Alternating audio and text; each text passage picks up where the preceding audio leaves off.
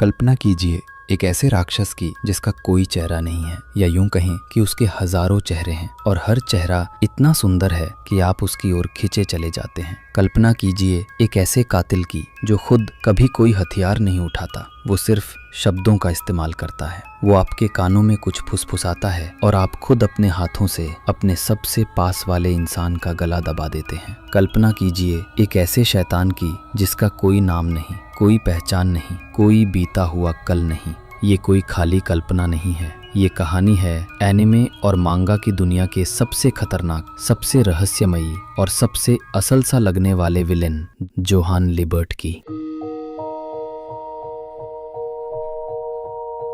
जब आप पहली बार जोहान लिबर्ट से मिलेंगे तो आपको लगेगा कि वो दुनिया का सबसे अच्छा इंसान है। सुनहरे बाल, नीली आंखें और एक मुस्कान जो किसी का भी दिल जीत ले। उसकी आवाज में एक अजीब सा सुकून है। वो बहुत विनम्र, समझदार और पढ़ा लिखा है। बड़े बड़े प्रोफेसर और बिजनेसमैन भी उससे प्रभावित हो जाते हैं। यही उसका पहला और सबसे खतरनाक हथियार है, उसका करिश्मा। जोहान एक गिरगिट की तरह है। वो जिससे भी मिलता है कुछ ही सेकंड में उसके जैसा बन जाता है। वो आपकी आंखों में देखकर आपके दिल की गहराई तक पढ़ लेता है, आपकी चाहतें, आपके डर, सब कुछ। अगर आप प्यार चाहते हैं तो वो ऐसा दोस्त बन जाएगा जो आपको सबसे ज्यादा समझता है। अगर आप पैसा चाहते हैं तो वो ऐसा जीनियस लगेगा जो सफलता के सारे राज जानता है। और अगर आप अकेले हैं तो वो ऐसा हमदर्द बनेगा जो आपका हर दर्द महसूस करता है। वो आपकी आत्मा का आईना बन जाता है, आपको वही दिखाता है जो आप देखना चाहते हैं। और इसी वजह से लोग उस पर अंधा भरोसा करने लगते हैं। बूढ़े अरबपति उसे अपना वारिस बनाना चाहते हैं, नेता उसके इशारों पर चलने लगते हैं और सीरियल किलर उसे अपना भगवान मान लेते हैं। लेकिन ये सब सिर्फ एक नाटक है, एक बहुत ही खूबसूरत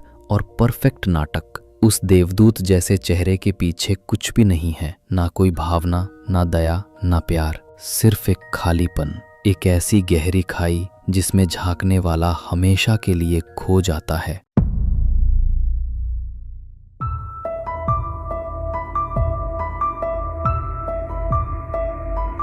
जोहान को समझने के लिए आपको उसकी सोच वाली एक पुरानी कहानी समझनी होगी। चेकोस्लोवाकिया की एक बच्चों की किताब थी जिसका नाम था बिना नाम का राक्षस। ये कहानी ऐसे है, बहुत समय पहले एक राक्षस था जिसकी कोई असली पहचान नहीं थी। वो एक नाम चाहता था, एक पहचान चाहता था, इसलिए उसने एक सफर शुरू किया। वो पूरब गया और एक लोहार मिला। राक्षस लोहार के अंदर घुस गया और उसे नियंत्रित कर लिया। अब राक्षस का नाम बन गया ओटो द ब्लैकस्मिथ। लेकिन जल्दी ही राक्षस की भूख ने उस लोहार को अंदर से खा लिया। फिर राक्षस पश्चिम गया और एक मोची मिला।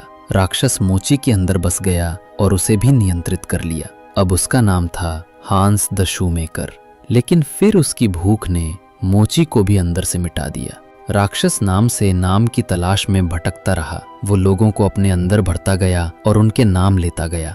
फिर भी उसकी भूख कभी नहीं रुकी। एक दिन वो एक खूबसूरत महल में पहुंचा।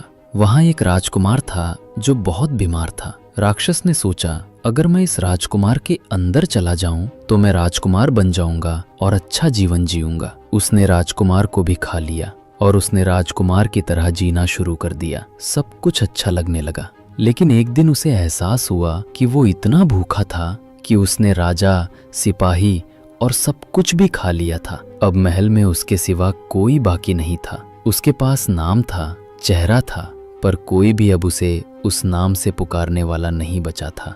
लेकिन अब बहुत देर हो चुकी थी। ये बच्चों की कहानी जोहान लिबर्ट की पूरी जिंदगी और उसकी पूरी सोच का सार है। जोहान मानता है कि वो वही बिना नाम का राक्षस है। उसका कोई असली नाम नहीं, कोई असली पहचान नहीं। वो बस दूसरों की पहचान उधार लेता है, उनका इस्तेमाल करता है और फिर उन्हें मिटा देता है। उसका आखिरी मकसद क्या है? दुनिया पर राज करना, पैसा कमाना? नहीं, उसका आखिरी मकसद है एक आदर्श आत्महत्या। पर उसकी आत्महत्या का मतलब सिर्फ खुद को मारना नहीं है। उसका मतलब है इस दुनिया से हर उस सबूत को मिटा देना जो दिखा सके कि जोहान लिबर्ट नाम का कोई इंसान कभी था। वो हर उस इंसान को खत्म करना चाहता है जो उसे जानता है। हर उस जगह को मिटाना चाहता है जहां वो कभी गया था। वो चाहता है कि जब दुनिया खत्म हो तो सिर्फ वही अकेला खड़ा रहे और आखिरी नज़ारा देखे, और फिर वो खुद भी मिटा जाए ताकि अंत में सिर्फ खालीपन ही बचे, बिल्कुल वैसे ही जैसे राक्षस महल में अकेला रह गया था। ये एक बहुत डरावनी और शून्यवादी सोच है और यही उसे किसी भी आम विलन से कहीं ज्यादा खतरनाक बनाती है।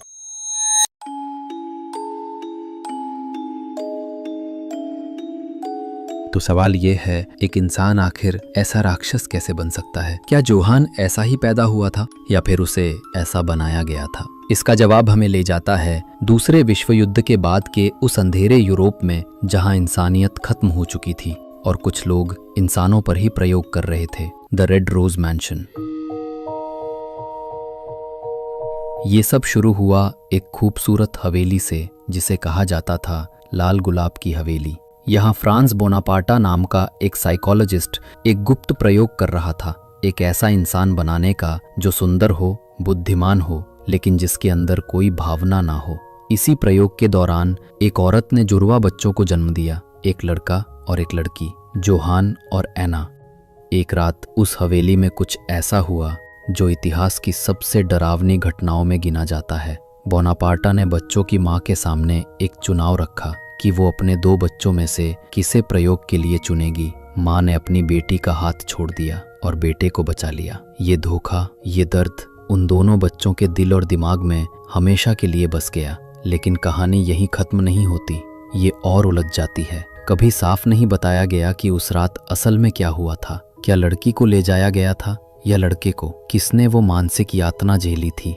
जोहान और एना की यादें इतनी उलझ गईं कि उन्हें खुद भी नहीं पता कि असली दर्द किसका था। लेकिन जोहान उस सारे दर्द और नफरत को अपना बना लेता है। वो अपनी बहन की यादों को अपनी यादें मान लेता है, क्योंकि उसकी नज़र में वो और उसकी बहन एक ही इंसान के 2 हिस्से हैं। किंडरहाइम 511।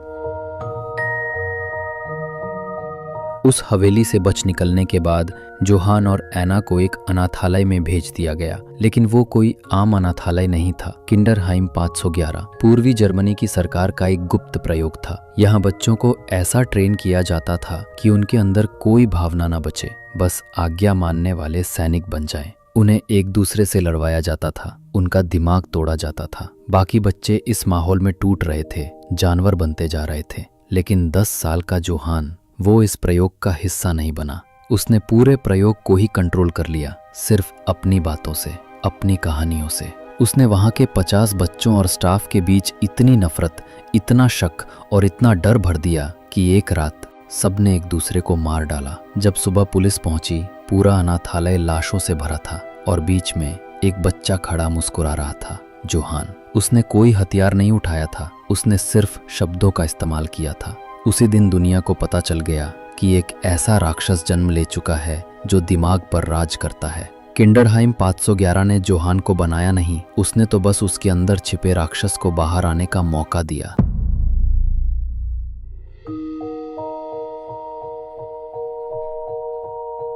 जोहान की पूरी जिंदगी एक बड़ी शतरंज की बिसात है और इस पर खेलने वाला हर इंसान उसके लिए सिर्फ एक मोहरा है, लेकिन 3 मोहरे उसके लिए सबसे खास हैं।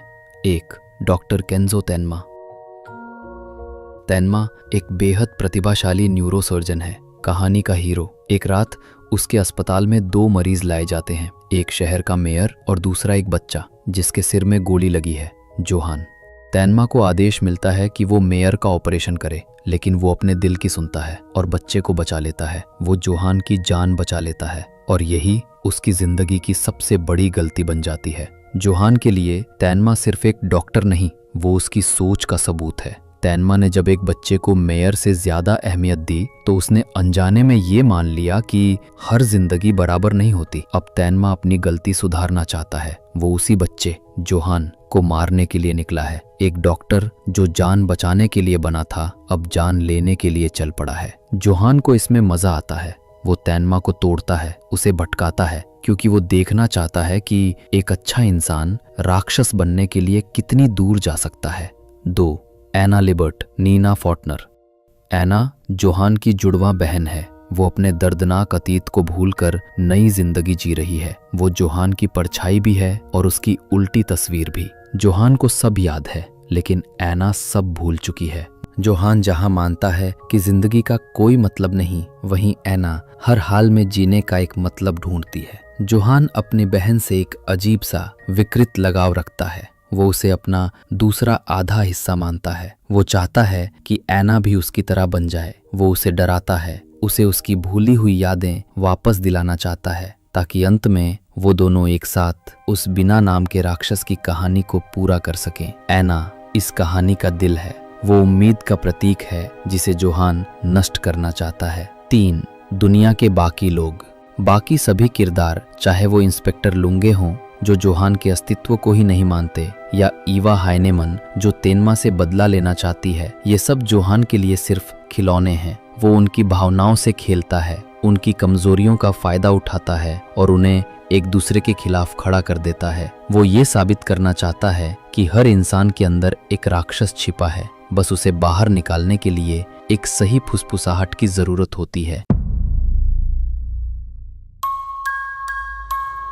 तो जोहान लिबर्ट आखिर में क्या है? वो सिर्फ एक सीरियल किलर नहीं है। वो सिर्फ लोगों को चलाने वाला मैनिपुलेटर नहीं है। वो एक सोच है, एक खतरनाक सोच। वो इस बात का प्रतीक है कि शायद इस दुनिया का, इस जिंदगी का कोई मतलब ही नहीं है। शायद प्यार, नफरत, अच्छाई, बुराई, ये सब सिर्फ कहानियां हैं जो हम खुद को समझाने के लिए बनाते हैं। कहानी के अंत में जोहान को फिर से सिर में गोली लगती है और तेनमा फिर से उसका ऑपरेशन करके उसे बचा लेते हैं। लेकिन आखिरी सीन में हॉस्पिटल का बिस्तर खाली होता है। क्या जोहान भाग गया? क्या वो अपने अंतिम लक्ष्य, आदर्श आत्महत्या को पूरा करने निकल गया है? या क्या जोहान था ही नहीं? क्या वो सिर्फ तेनमा के दिमाग का एक वहम था, एक परछाई जो एक डॉक्टर की गलती से पैदा हुई थी? ये सवाल हमेशा के लिए रह जाता है। और यही जोहान लिबर्ट की असली ताकत है। वो कोई शारीरिक खतरा नहीं है, वो आपके दिमाग में बस जाने वाला एक शक है। वो ये डरावना विचार है कि दुनिया का सबसे बड़ा राक्षस कोई सींगों वाला जानवर नहीं होता, बल्कि वो खालीपन होता है जो एक खूबसूरत देवदूत जैसे चेहरे के पीछे छिपा होता है।